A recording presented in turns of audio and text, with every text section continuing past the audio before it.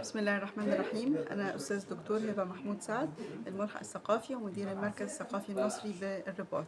مرحبا. النهاردة احنا كنا بننظم محاضرة بعنوان التجربة المصرية في التراث المغمور بالمياه، والمحاضرة دي هي جزء من أيام التراث المصرية المغربية.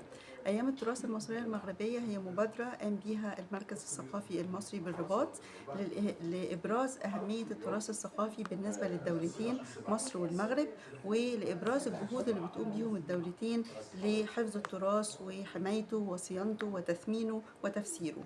أيام التراث المصرية المغربية بدأناها مع اليوم العالمي للتراث في 18 إبريل، وهتنتهي إن شاء الله مع اليوم العالمي للمتاحف في 18 مايو، وشملت مجموعة من الفعاليات المتنوعة. كانت أول واحدة منهم محاضرة أيضا مشتركة بين 2 من الأساتذة، أو كان الضيوف فيها 2 من الأساتذة، الأستاذ الدكتور صابرين عبد الجليل رئيس جامعة الأقصر من مصر، والأستاذ الدكتور عبد الجليل بوسكار رئيس المعهد الوطني لعلوم الآثار والتراث في المغرب. ثم تلاها ويبينار نظمه المركز الثقافي على مدى يومين، والويبينار ده كان بيشمل مجموعة من الخبراء والمتخصصين وأساتذة التراث والآثار في مصر والمغرب. شارك فيه 17 أستاذ من الدولتين، وكان في مشاركة أيضا من مؤسسات مختلفة زي المؤسسة الوطنية للمتاحف، المجلس الدولي للمتاحف ايكوم ايجيبت، مركز توثيق التراث الحضاري والثقافي في مصر، المتحف الاتصالات في المغرب، والعديد من الأساتذة من الجامعات المصرية، جامعة الإسكندرية، جامعة عين شمس، جامعة حلوان، جامعة المنصورة. والحقيقة أن هو كان حظي بإقبال كبير جدا من المتخصصين في مجال الآثار والتراث في كل من مصر والمغرب، وكان على مدى يومي 21 و 22 إبريل. بعد كده تلاها نشاط آخر وده أو فعالية أخرى، وهي كانت معرض للخط العربي.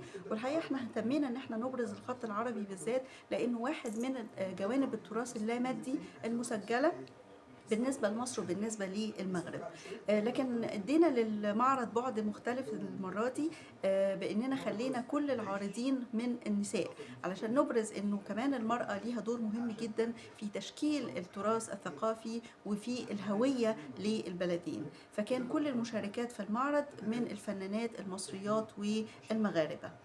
بعد كده كان عندنا ندوة للكاتب أحمد فضل شبلول، والحقيقة أن الندوة دي كانت مهمة جدا لأنه كل المتحدثين في الندوة كانوا من الأساتذة من المغاربة اللي قاموا بدراسات علمية ودراسات نقدية عن أعمال أحمد فضل شبلول. والحقيقة هو واحد من الكتاب الكبار في مصر الحاصلين على التقدير من الدولة، وأيضا لأن هو واحد من الشخصيات اللي ألقى الضوء على كتير من الجوانب الخاصة بالتراث المصري في الفترة المعاصرة.